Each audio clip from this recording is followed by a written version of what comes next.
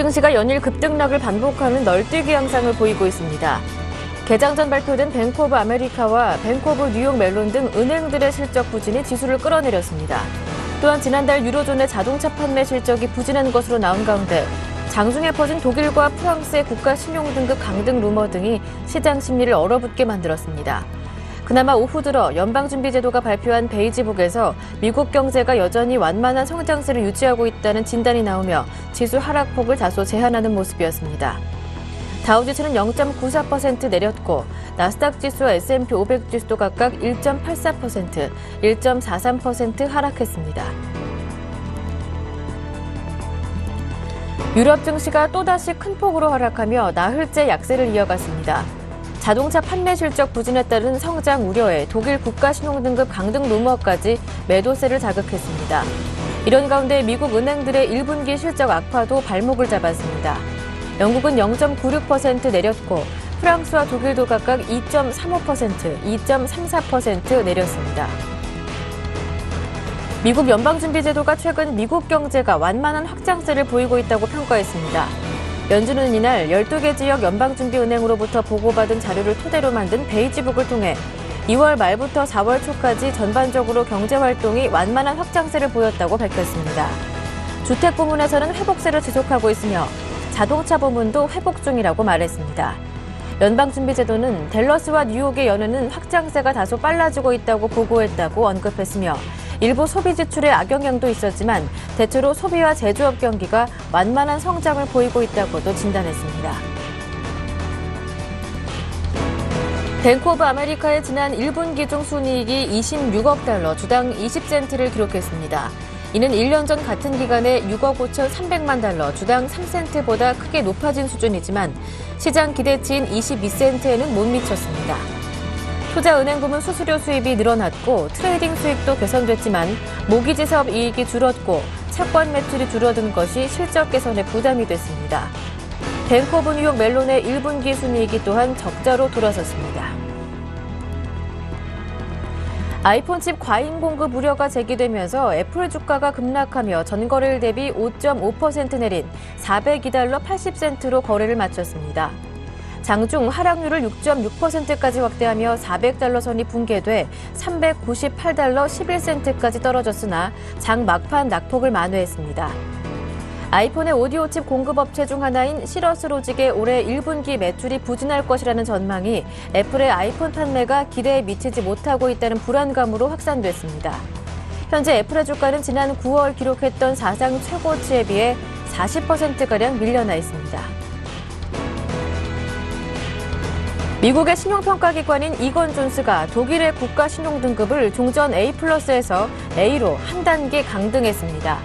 이건존스는 이날 독일에 대한 평정보고서에서 독일이 국내 총생산 대비 보유하고 있는 유로존 내 재정이 취약한 국가들의 국채와 은행채 비율이 지속적으로 증가하고 있다고 지적했습니다.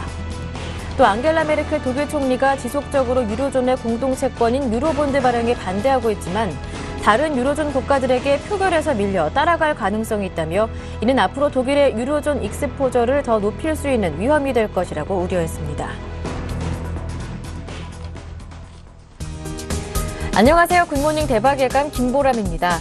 어제 장중에 보합권 등락을 반복하던 코스피는 엊그제와 마찬가지로 오후 들어 기관 쪽에서 매수 전환하면서 소폭 상승으로 마감했습니다. 1포인트 정도 올라서 1923에 마감됐고요. 코스닥은 장 초반 560선을 뛰어넘었다가 소폭 내려 거의 제자리 걸음이었습니다. 6거래일 만에 소폭 내려서 558에 마무리가 됐는데요. 앞서 마감된 뉴욕 증시는 은행주의 실적 부진의 하락으로 마감됐습니다. 유럽 증시는 독일의 신용등급 강등 가능성에 내렸는데요. 연중 최저치였다고 합니다. 실제로 이건존스가 독일의 신용등급을 한 단계 강등했고요. 미국에서는 베이지북이 공개됐다고 합니다. 자세한 내용을 알아보겠습니다. 굿모닝 대박예감 1부 시작합니다.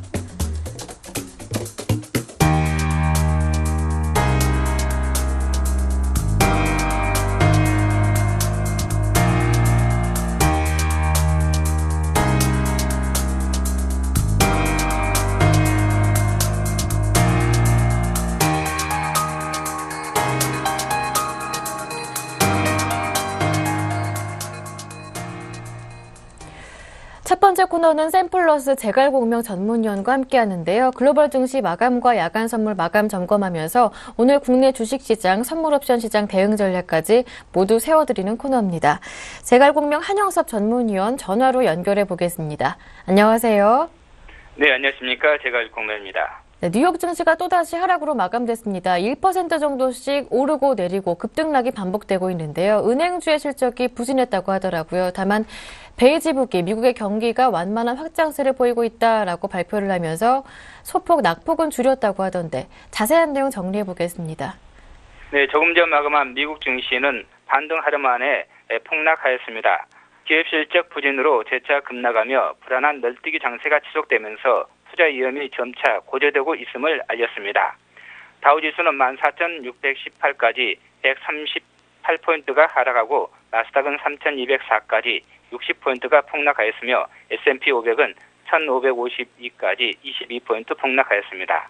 시초가 하락 출발에 장 초반 급락한 후 장중 내내 박스권에서 반등이 전개되었는데 다우지수는 장 초반 200포인트 가까이 급락했다 낙폭을 축소하고 나스닥과 S&P 500 지수는 2% 급락했다 낙폭을 축소하였습니다. 하지만 월요일 폭락 후 전일 반등이 전개되다 하루 만에 기업 실적 악화로 재차 급락하면서 공포지수인 시카고 옵션 거래소 후 빅스 지수가 16선을 넘어서며 18% 급등하였습니다. 경기 부양책에 의지하여 지난주까지 사상 최고치 갱신에 도취되었던 시장이 그동안 아침 7시 방송을 통해 수차례 강력 경고한 대로 추가 상승이 쉽지 않고 급락 가능성도 높아지고 있음을 보였습니다. 한편 앞서 마감된 유럽 증시는 독일의 신용등급 강등 누머 속에 독일과 프랑스, 러시아, 스위스가 2%대 급락하며 대부분 1%에서 2%까지 큰 폭으로 하락세를 보였습니다.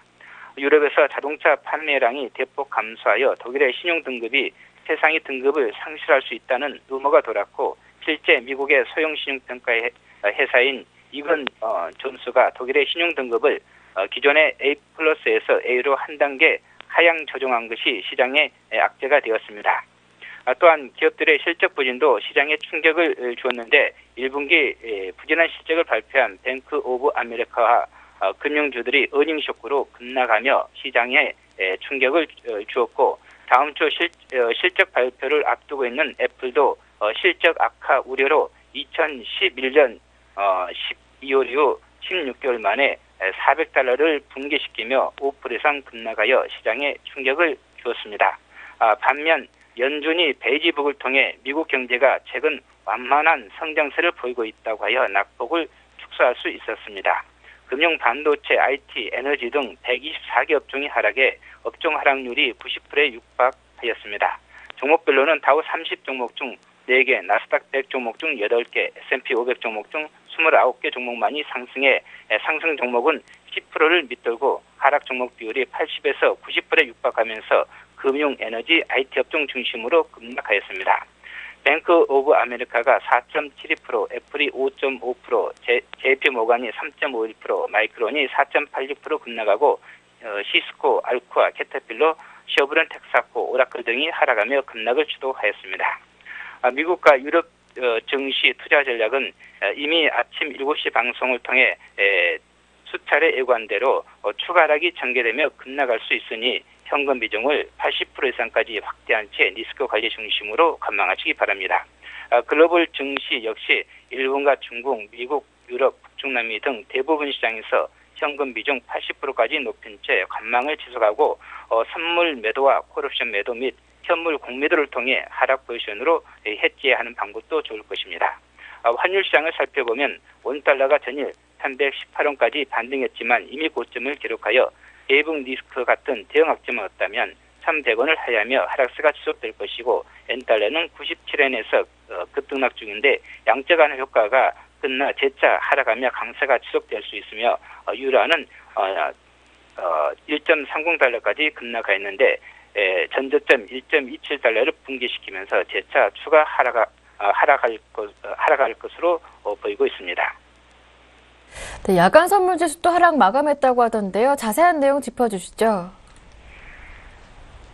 네, 새벽에 마감한 야간 선물 시장은 주간 시장 대비해서 1.45포인트 하락한 250.90에 마쳤습니다. 고점 251.75, 저점 249.70으로 2.05포인트 범위 내에서 움직였습니다. 거래량은 23,803계약으로 전일과 비슷하였으며 미국과 유럽 증시의 급락으로 거래가 활발한 상태에서 변동성 장세가 연출되었습니다. 시초가 하락 출발로 장중 내내 급락해 미국 증시가 급락하자 자정 무렵 249.75까지 주간시장 대비해서 2.65포인트까지 급락했다 반등하여 낙폭을 축소하였습니다. 개인이 276계약, 기관이 42계약 매수하고 외국인이 335계약 매도하여 개인과 기관은 매수돼 외국인의 매도가 대립하였습니다. 개인이 장중 500계약 가까이 매수하다 물량을 줄였고 외국인은 500계약 가까이 매도하다 물량을 줄였으며 기관은 장중 내내 소폭 매수한 채 관망을 지속하였습니다. 야간 옵션 시장은 콜은 하락하고 풋은 상승하였는데 지수 급락으로 콜이 장중 40%까지 급락했다 20에서 30%까지 낙폭을 축소하였고 풋은 50%까지 급락했다 20에서 40% 상승한 채 마쳤습니다. 네, 그렇다면 오늘 국내 주식시장과 선물 옵션 시장은 어떨지 전망해보면서 대응 전략도 세워보겠습니다. 어제 코스피가 1930선대에서 출발을 했다가 1910까지 밀렸었고요. 마감은 한 그 중간 정도 1920선에서 마무리가 됐는데요. 기관 쪽에서 매수했더라고요. 자세한 내용 들어보겠습니다. 네, 전일은 미국 증시의 급등으로 상당히 좀 기대감을 갖게 했는데 아쉬움만 남겼습니다. 미국 증시의 상승으로 시초가 34포인트의 갭상승 출발해서 1930포인트 돌파를 시도하였지만 외국인들의 강력한 매도로 1910포인트까지 급락했다. 기관과 연기금이 매수하자 현물은 강보합, 선물은 약보합의 혼주세로 마쳤습니다. 현물 시장에선 프로그램 매도에도 불구하고 한국가스공사, 현대모비스, LG화학 등 대형주들이 상승하며 반등을 주도하였습니다. 선물은 253.80을 고점을 해서 249.80까지 고점 대비 4포인트 급락했다 낙폭을 축소하였습니다. 또한 옵션 시장에서는 장초반 상승했던 콜옵션이 급락했다 낙폭을 축소하였고 장초반 하락했던 풋옵션은 지수 반등으로 풋옵션은 장중 40%까지 급등했다가 지수 반등으로 혼조세로 마감하면서 옵션 양매도 장세가 지속되었습니다. 금일 시장은 시초가 하락 출발에 또다시 전일 장중 붕괴되었던 선물 250포인트를 위협할 것으로 전망되고 있습니다. 대응 전략은 반등 시 선물 252.00 부근에서 매도하고 하락 시에는 249포인트 부근에서 매수하시기 바랍니다. 금일 저점은 선물 249포인트, 고점은 선물 253포인트를 제시하며 하락시 지선은 250포인트, 상승시 저항선은 252포인트를 제시하도록 하겠습니다. 최대 변동폭은 선물로 하한선 249에서 상한선 253포인트를 제시합니다. 옵션 매매 전략은 합성 선물 매도 또는 양매도 또는 스트랩 매도 또는 스트랩 매도를 제시하겠습니다. 여기에서 합성 선물 매도는 콜 매도와 풋옵션 매수를 합성하여서 선물 매도와 같은 수익 구조를 복사한 것으로서 지수 하락에 비례해 수익 나는 구조가 될 수 있습니다.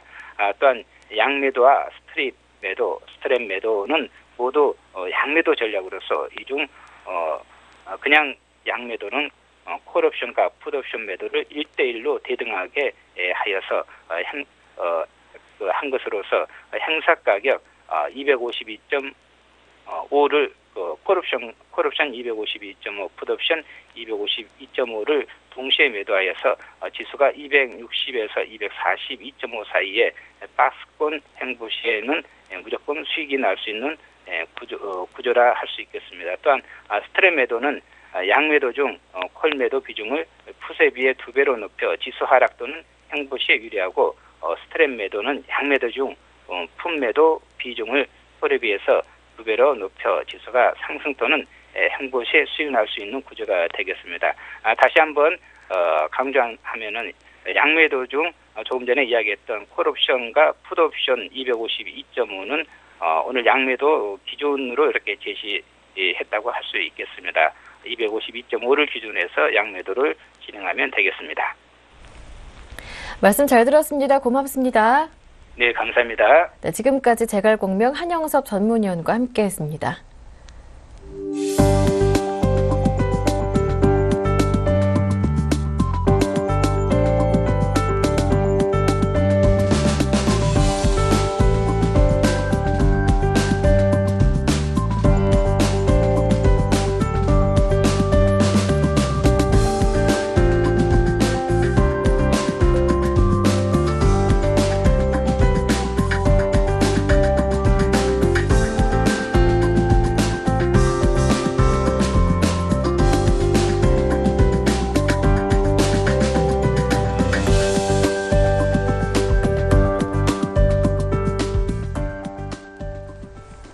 네, 이어서 글로벌 증시 주요 이슈를 살펴보겠습니다. 레이크쇼어 인베스터스의 이현민 이사님과 함께합니다. 안녕하세요. 안녕하십니까. 네, 연준이 발표하는 경기 판단 자료 베이지북이 현재 시간으로 오후 2시에 공개가 됐습니다. 이번 보고서의 평가는 어떻습니까? 이번 보고서는 지난달보다는 예. 좋아졌다 이렇게 평가가 나왔습니다. 연준이 12개 지역의 연방은행 총재들의 보고서를 취합해서 경기 전망 보고서 베이지북을 발표를 합니다. 이번에 발표된 내용은 3월부터 4월 5일까지의 내용으로 볼 수가 있겠습니다. 지난 3월에는 경기에 대해서 경기 개선세가 완만하다라는 원문으로 하면 modest face라는 문구를 사용을 했는데요. 이번 4월에는 점진적인 확장세가 유지되고 있다라는 원문으로는 moderate face라는 문장으로 그 어구가 바뀌었습니다. 이런 내용으로 볼 때는 3월보다는 소폭 나아진 것으로 현재 풀이를 하고 있습니다. 이 연준의 베이지북은 연방공개시장위원회의 경기 판단의 기초 자료로 활용하게 됩니다. 이런 점에서 보면 4월 말과 5월 1일 날 이틀간 있을 연방공개시장위원회에서 이 내용을 충분히 들여다볼 수 있는 기초 자료로 활용할 것으로 볼 수가 있겠습니다. 네. 5개 지역은 완만한 경기 성장세를 보고를 했고 나머지 5개 지역은 경기 확장세가 다소 미약하다는 표현이 눈에 띄는 대목입니다. 주택과 건설, 자동차 산업이 현재의 성장세를 이끌고 있다라는 문구가 들어가 있고 물가에 대한 부담은 현재 다소 크게 우려할 사항은 아니다라는 점, 소비는 일부 지역에서는 다소 현재 힘겨운 그 흐름을 가지고 있다는 점, 이런 점이 요약의 내용이라고 보겠습니다. 네. 이번 보고서는 지난달보다는 조금 개선됐다라고 말씀해 주셨는데요. 이번 보고서 어떤 점이 다른지 구체적으로 요목조목 짚어보겠습니다. 그렇습니다. 앞서 잠깐 말씀을 드리긴 했는데요. 예. 역시 미국의 경기를 현재 이끌고 있는 가장 양대 축은 자동차 등 경기 호조와 관련된 자동차 산업이 어느 정도 현재의 분위기를 이어가고 있고 또한 주택 경기의 신장세가 1분기에도 끊임없이 현재의 추세를 이어가는 그런 흐름으로 나오고 있습니다. 자동차 산업의 1분기 성장률이 13.2% 신장세로 현재 파악이 되고 있고요. 건축과 주택의 성장세도 15%의 성장세를 유지하고 있다라고 평가를 하고 있습니다. 물가는 지난 3월 미국의 CPI 소비자 물가 지수가 2월 대비 0.2% 하락하면서 최근 휘발유 가격의 하락이라든지 이런 부분에서 물가의 불안은 다소 현재 어려운 부분은 아닌 것으로 평가를 하고 있습니다. 반면 소비업체인 유통업체의 동일 점포 매출은 다소 부진한 흐름이 나오고 있는데요. 이는 3월 1일부터 현재 발동되고 있는 스퀘스터 발동과 급여세 인상 이런 부분이 소비 심리에 다소 주춤한 양상으로 현재 부정적인 영향이 미치는 것으로 풀이를 하고 있습니다. 따라서 이번 경기 판단 보고서에서 나온 흐름으로 볼 때 현재 비농업 부분의 일자리수 증가 이런 부분이 예상보다는 질적 수준에서는 크게 나아지지 못하고 있다는 점, 이런 점에서 이번 연준 회의에서도 그 양적 완화의 조기 논란은 있겠지만 연준이 현재의 경기 판단은 신중하게 가져가려는 의도는 그대로 유지될 수 있을 것으로 판단할 수가 있겠습니다. 네, 그렇다면 이번 연방공개시장위원회 FOMC 어떻게 보시는지 조금 더 구체적으로 전망을 들어보고 싶고요. 시장에 긍정적으로 미칠 가능성은 있는지 이 점도 한번 판단해보고 싶은데요. 그렇습니다. 부정적인 그 내용이나 코멘트는 많지는 않을 것으로 보입니다. 긍정적 측면이나 온건한 그 시장의 지지 발언이 나올 수 있을 것으로 판단할 수가 있겠습니다. 앞서 말씀드린 대로 비농업 부문의 일자리 수가 지난달에 8만 8천 명에 그쳤고 1분기에 일자리 수 증가의 평균 수치도 16만 8천 명의 증가에 그치고 있어서 현재 연준이 바라보는 최소 20만 명 이상 늘어나야 실업률 수치가 내려갈 수 있을 것이다라는 기준에는 못 미치고 있는 상태입니다. 또한 어제 발표됐던 IMF의 세계 경제 성장 보고서의 내용에서 보면 미국의 경제 성장률을 현재 1.9%로 하향을 했고 미국의 지난해 경제 성장률을 총체적으로 보면 2.2%에 현재 머물고 있는 상태입니다.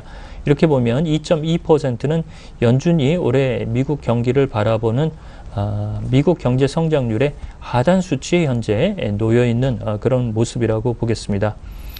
따라서 현재의 경기 흐름 그리고 시퀘스터 발동으로 인한 부정적인 여파 이런 부분을 감안한다면 현재의 양적 완화 조기 종료 논쟁은 이번에도 있겠지만 연준이 신중한 판단을 가져갈 것으로 보이고 있고요.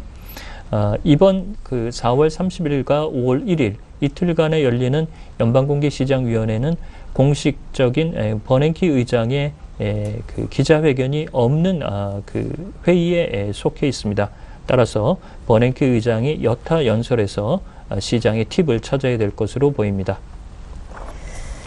네, 다음 이슈입니다. 중국 지방정부의 부채가 부실로 언제 폭발할지 모른다라는 암울한 전망이 중국 내부에서도 목소리가 나왔습니다. 중국 증시 오늘 미칠 영향에 대해서도 우려가 되는 점이 있는데요. 자세한 내용 들어보겠습니다. 그렇습니다. 이게 이제 내부적으로 터져 나온다는 거는 그만큼 현재 심각하다는 거겠죠. 그렇죠. 골마 터진 부분이 이제 그 수면 위로 올라오는 그런 수순으로 볼 수가 있겠습니다. 어제 중국의 회계협회 부회장이자 사인윙 회사의 대표인 장커 대표가 중국의 지방정부의 부채가 위험 수준에 도달해 있다라는 부정적인 코멘트를 내놓았습니다. 이는 파이낸셜 타임스가 그간 중국 지방정부의 부채 위험에 대해서 그 리스크 위험을 지적을 했는데요. 이와 같은 맥락으로 볼 수가 있겠습니다.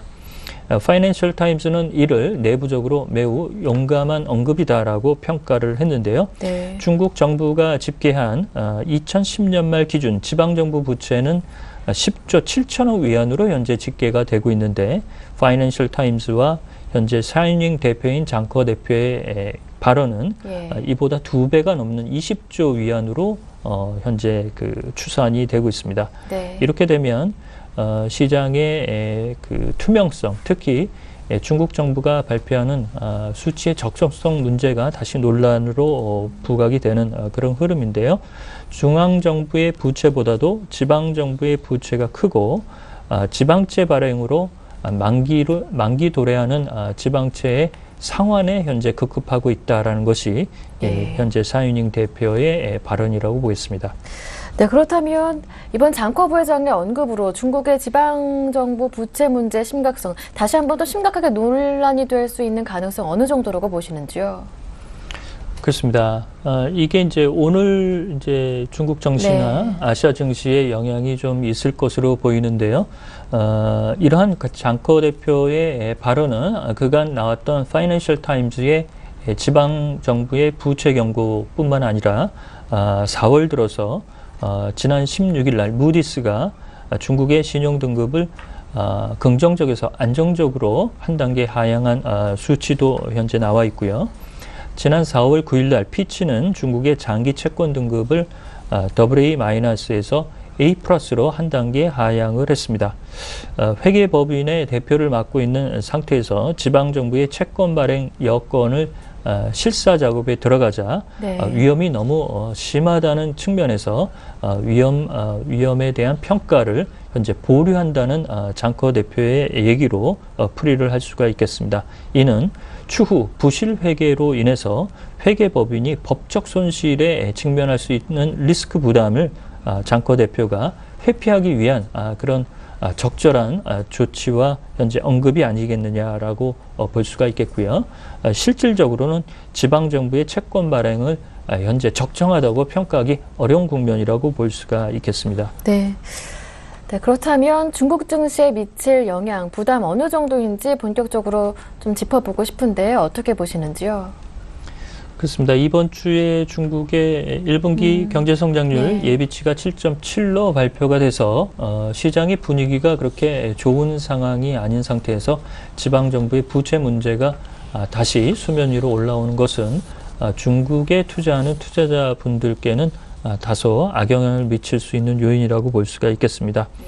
또한 중국의 수출이 정부의 목표인 8%보다도 2배 이상 증가했음에도 불구하고 경제 성장률 수치가 지난 4분기보다 현재 내려가고 있고, 그 다음에 위안화의 절상 기조가 상대적으로 엔저 대비 현재 절상 기조를 유지하고 있다는 점, 또한 임금 인상으로 인해서 채산성의 악화 국면에서 중국의 기업들이 현재 좋지 않고 있는 상태의 기업 실적, 이런 부분도 부담이라고 볼 수가 있겠습니다. 따라서 실질적으로 이런 통계의 투명성이 담보돼야 될 텐데요. 중국 현재의 새로운 지도부가 지방 정부의 이러한 부채 위험을 어떻게 극복해낼지, 이런 정책적인 조치도 향후 눈여겨봐야 될 대목이라고 보겠습니다. 네, 알겠습니다. 네, 말씀 잘 들었습니다. 지금까지 레이크쇼 인베스터스의 이현민 이사님과 함께했습니다. 고맙습니다.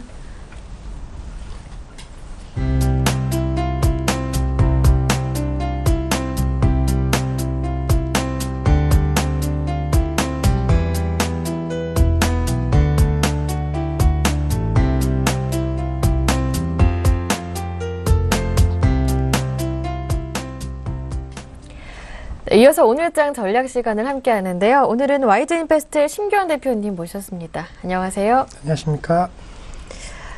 먼저 어제 국내 증시 어떻게 마감되는지부터 정리를 해보고 오늘장 전략을 세워보도록 하겠습니다. 어제 코스피가 참 출렁이는 하루였습니다. 1934포인트 정도 출발을 했다가 1914원까지 밀렸다가요. 그래도 어제도 마찬가지로 기관 쪽에서 오후장 들어서 매수 전환하면서 소폭 플러스로 마무리가 됐습니다. 네, 코스닥은 560을 뛰어넘어서 출발했습니다. 제자리 걸음 정도로 해서 마무리는 558포인트 정도의 마무리가 됐는데요. 네, 그렇다면 어떠한 내용들 살펴있는지, 업종들 흐름은 어땠는지 자세한 내용 정리해 보겠습니다. 네, 우선은 말씀해 주셨던 대로 상당히 변동성이 커졌던 하루였다라고 말씀드릴 수가 있겠습니다. 상승 출발했고 또 하락 반전했고 또 코스피 같은 경우는 상승 전환에 성공하는 모습 보이면서 상당히 좀 어지러움증이 나오는 그런 장세 흐름 보였다라고 정리해 드릴 수가 있겠고, 코스피 같은 경우에는 강보합권 그리고 코스닥 같은 경우에는 약보합권에서 마감하는 모습 보였습니다. 전체적으로 변동성이 약간은 장 후반으로 갈수록 약간 낮아졌다라고 정리해 드릴 수가 있겠고, 여전히 수급 불안감은 계속적으로 남아있다라는 것이 약간은 우려감이지 않나라고 말씀을 드리는 게, 외국인이 2천 원 넘는 매도 우위를 기록을 하였습니다. 물론 최근 들어갔고 순매수 전환되는 그러한 거래일도 있었지만은 어쨌든 간에 아직까지는 기조는 순매도 기조가 이어지고 있다라는 거, 다만 연기금을 중심으로 해서 어느 정도 지수에 대한 방어력이 약간 나왔다라는 측면은 긍정적이었다라고 정리해 드릴 수가 있겠고, 코스닥 같은 경우에는 장중에 4년 내 최고치를 경신하는 모습 보였습니다. 560선 이상까지도 올라가는 모습 보이면서 대세 상승에 대한 기대감이 많이 높아졌지만은 역시나 코스피에 대한 약간의 하락 반전에 따른 영향을 받았다라는 거, 그리고 강세 종목 위주로 약간은 차익 매물이 나오면서 약간은 좀 하락 반전되었다라고 정리해 드릴 수가 있겠고, 특징주 놓고 본다라고 한다면은 전체적으로 두산그룹 관련 그룹주들에 대한 어느 정도 하락 흐름이 나왔습니다. 다시 한번 두산건설, 두산중공업에 대한 약간의 우려감이 섞이면서 전체적인 그룹 리스크 다시 한번 재차적으로 부각되는 모습 보였고 놀자주 중심으로 해서는 상당히 좀 강한 모습을 보였습니다. 엔터 그리고 모바일 게임 관련된 종목군들 또한 최근 들어갔고는 역시나 이슈가 있는 사이버 관련된 종목군들에 대한 강세 흐름 이어졌다라는 거 또한 영화산업까지 어느 정도 신고가 행진이 이어지면서 어제장에 약간은 중심에 있었던 것은 놀자주였다라고 정리해 드릴 수가 있겠고 셀트리온 같은 경우에는 급락 흐름 보였습니다. 호재성 재료와 악재성 재료가 서로 번갈아가면서 나오면서 투자 심리가 큰 폭의 음봉 형태로서 상당히 어지러움증이 역시나 나왔다라고 정리해 드릴 수가 있겠고 앞서 말씀드렸던 대로 사이버 관련된 오로라 관련된 종목군들 약간은 지금 시점 이슈가 주목되고 있는 종목 쪽으로 여전히 상승세가 어제장도 나온 하루였지 않나라고 정리해 드리도록 하겠습니다. 네. 어제장에서도 확인해 볼 수가 있었겠지만 어제 뉴욕 증시가 급등했음에도 불구하고 외국인들은 없었습니다. 오히려 연기금 쪽에서 매수하면서 막판 지수를 방어해주는 모습을 보였었는데요. 네, 그렇다면 오늘 장에서 살펴봐야 할 부분들 어떤 것들이 있는지 체크포인트 정리해 보겠습니다. 네, 우선 앞서 말씀드렸던 대로 이슈가 있는 종목 위주로 약간 투자 심리가 살아나고 있다라고 정리해 드릴 수가 있겠습니다. 그것은 역시나 지금 시점 대내외적인 여건이 썩 좋지 않은 상황인 만큼 약간은 쏠림 현상이 지속될 수밖에 없지 않을까 라고 말씀을 드리면서 시장이 관심이 가고 있는 그러한 이슈와 업종과 테마 쪽으로 계속적으로 순응하시는 전략이 필요하다라고 말씀드릴 수가 있겠고 네. 무엇보다도 이 업종 흐름에 있어서 그리고 종목 흐름에 있어서 가장 중요한 것이 실적이다라는 거, 실적에 대한 전망치가 어떻게 나오는지 그리고 실적이 어떻게 발표됐는지 예상치를 상회하는지 하회하는지 그리고 앞으로 2분기, 3분기 실적 전망치는 어떻게 되는지를 체크하실 필요 있지 않을까라고 말씀을 드리겠고 외국인 같은 경우에는 셀코리아에 대한 우려감이 계속적으로 지속이 되는지를 체크하실 필요가 있을 것으로 판단되고 있습니다. 최근에 네. 약간 환율적인 측면이 그래도 조금은 안정성을 찾아가려고 하는 어느 정도 노력을 비춰지고 있다는 거 하지만 네. 아직까지는 안심하기는 이른 상황인 만큼 외국인들의 매매 패턴 체크를 해보자라고 정리해 드릴 수가 있겠고 최근 들어갔고 지수의 좀 변동폭이 커진 것은 바로 연기금에서 약간은 매수세가 그만 중단되는 약간 매도 전환되는 모습 보이면서 장중의 변동성이 더욱더 커지는 모습을 보였습니다. 따라서 연금이 적극적으로 우리 시장을 매수해 주는지를 체크하시면서 변동성 축소에 대한 가능성은 어느 정도 염두하시는 전략 필요하지 않을까라고 말씀드리도록 하겠습니다. 네. 이슈가 있는 종목에 집중해보자 말씀해 주셨는데요. 그런 종목들이 움직인다 하셨는데 아무래도 지금 가장 큰 이슈는 실적이겠죠. 네, 맞습니다. 실적 개선 위주에 대한 어느 정도 기대감이 큰 종목 위주로 접근하셔야 된다라고 말씀을 드리는데 어제장 같은 경우에도 여러 가지 종목군들이 52주신 고가를 경신하는 모습 보였습니다. 또한 실적이 좋아지고 또 좋아졌던 종목 같은 경우에는 52주신 고가는 아니더라도 52주신 고가 부분까지 강한 반등세가 나왔다는 거 대표적으로 한생 같은 종목군들이 그러한 종목인 만큼 GS건설이라든가 삼성 엔지니어링 상당히 어닝 쇼크 이후에 급락세가 계속적으로 나왔습니다. 반대로 얘기하면은 실적이 좋게 발표된 기업 같은 경우에는 계속적인 급등세가 이어질 가능성이 높다라는 측면을 한 번쯤 생각해 보실 필요 있지 않을까라고 말씀드리면서 극과 극으로 갈리는 그러한 전략을 약간은 취해보자라고 말씀드릴 수가 있겠고 전체적으로 실적 개선에 대한 기대감이 크지 않다 하더라도 앞으로에 대한 기대감 즉 정부 정책과 관련된 종목군들은 분명히 수혜를 받을 가능성이 높을 것으로 판단되고 있습니다. 물론 시간적으로는 한 달, 두 달 안에 실적이 크게 개선될 가능성은 상당히 낮지만은 어쨌든 간에 향후 실적에 대한 기대치가 어느 정도 높아진다고 한다면은 주가는 더 빠르게 더 먼저 반응할 가능성이 높을 것으로 판단되고 있기 때문에 계속적으로 정부에서 어떠한 정책을 피는지 어떠한 업종에 대해서 보다 육성을 하려고 하는지를 어느 정도 체크하실 필요 있다라는 거 그리고 그에 따른 약간은 피해 업종과 그리고 수혜 업종을 뚜렷이 구분하시는 전략이 필요할 수 있을 것으로 판단되고 있고 정부 정책이 나올 수 있는 여러 가지 업종군 같은 경우는 크게 두 가지가 있을 것으로 판단되고 있습니다. 하나는 미래 산업과 관련된 미래 먹거리를 창출을 하기 위한 미래 산업에 대한 투자가 이루어질 가능성이 상당히 높다라는 거 그리고 두 번째는 역시나 불황기 그리고 서민과 관련된 그런 정책들이 나올 수밖에 없다라는 측면을 고려하실 필요 있지 않을까라고 말씀드리면서 그러한 흐름 속에서 이 두 가지의 정부 정책을 약간은 생각하시면서 종목과 업종을 선별한다라고 한다면은 시장 대비 더 높은 수익률을 거둘 수 있지 않을까라고 말씀드리도록 하겠습니다. 예, 알겠습니다.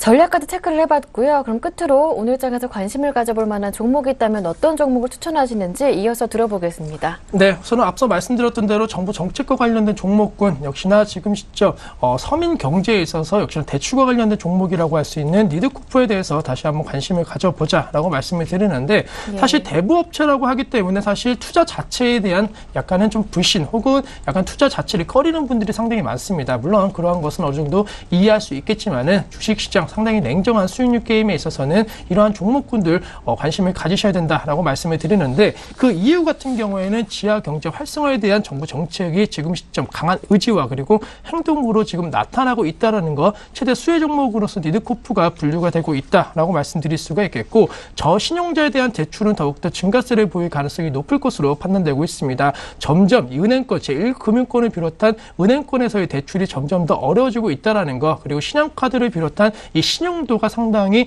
낮은 그러한 서민 같은 경우에는 여러 가지 돈을 빌릴 수 있는 여건이 더욱더 어려워지고 있다는 측면은 이 리드코프 같은 대부업체에 있어서는 오히려 수익성 개선 기대감이 나타날 수 있을 것으로 판단되고 있고 무엇보다도 이 대부업이 갖고 있는 가장 장점 역시나 고마진 관련된 즉 많이 남는 그러한 장사를 하고 있다는 것입니다. 그만큼 기업적인 측면, 도덕적인 측면에 있어서는 약간은 우려감 나올 수는 있겠지만 어쨌든 간에 기업적인 측면에 있어서는 고프과 같이 사업이 상당히 영위가 가능할 수 있을 것으로 판단되고 있기 때문에 우선은 수익성만 놓고 봤을 때는 매수 관점 대응 전략 충분히 유효하다라는 거 꼭 기억을 하자라고 말씀을 드리겠고 이러한 흐름 같은 경우에는 정확하게 4월 10일부터 급등 양상 보이고 있습니다. 5거래 연속적으로 5일선이 가파른 상승 흐름 보임에 따라 갖고 전 고점 부분까지도 현재 시점 강하게 돌파하는 모습 보이고 있는데 당분간은 이러한 양상 흐름 속에서 약간 쉬어가는 모습 보일 가능성은 있겠지만은 어쨌든 간에 매수거래랑 4거래 연속적으로 터져주면서 전체적인 그러한 흐름이 그대로 주가에 반영되고 있다라는 거 그리고 앞서 말씀드렸던 대로 고마진 관련된 부분에 있어서 어닝 시즌에 다시 한번 언급될 가능성이 높을 것으로 판단되고 있기 때문에 52주 신고가는 계속적으로 경신된다라는 거 6,500원대까지의 목표 주가 일주일이라고 한다면 충분히 도달 가능할 수 있을 것으로 판단되고 있기 때문에 시장이 약간은 쉬어갈수록 이러한 종목군들은 더욱더 오를 수 있다는 측면을 생각해 보실 필요 있지 않을까라고 말씀을 드리겠고 손절가는 5,800원만 이탈되지 않는다라고 한다면은 역시나 5,200원대 시작되었던 약간의 강세 흐름은 계속적으로 이어질 가능성이 높을 것으로 판단되고 있습니다. 따라서 당분간 한 2에서 3거래일 정도 행보할 수는 있겠지만 어쨌든 간에 다음 주에 있어서 이러한 종목군들 급등 양상을 이어질 수 있다라는 거 매수가점 대응 전략으로 꼭 한번 관심 있게 지켜보자라고 정리해 드리도록 하겠습니다. 네. 리드코프 자세한 대응 전략까지 세워봤습니다. 지금까지 YG인베스트의 심규현 대표님과 함께했습니다. 말씀 잘 들었습니다. 고맙습니다.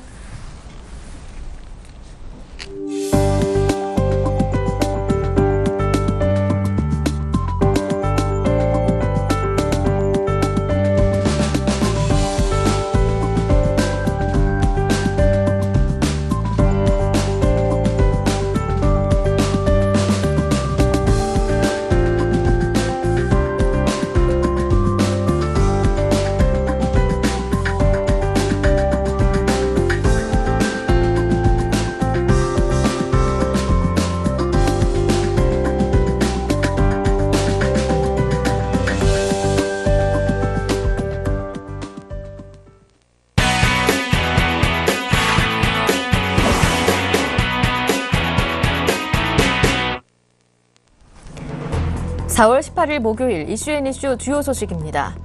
18일부터 서민이 처음으로 주택을 살 때 대출 규제인 총부채 상환 비율 적용을 받지 않습니다. 6월부터는 주택담보인정 비율 규제도 줄어듭니다. 대상은 부부 합산 소득 7천만 원 이하인 가구입니다. 농가 경영주의 평균 연령이 64세를 넘어서는 등 농촌의 노령화가 심해지는 것으로 나타났습니다.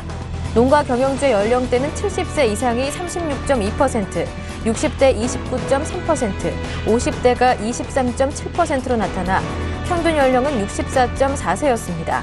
경영주의 평균 농사 경력은 34.5년에 달했습니다. 농심이 몽골 라면 시장에서 점유율 40%를 달성했습니다. 이는 농심이 2002년 몽골에 진출한 이후 10년 만에 이룬 결과입니다. 농심은 지난해 몽골에 약 700만 달러치를 수출하며 점유율 40.5%를 기록해 부동의 1위를 차지했습니다.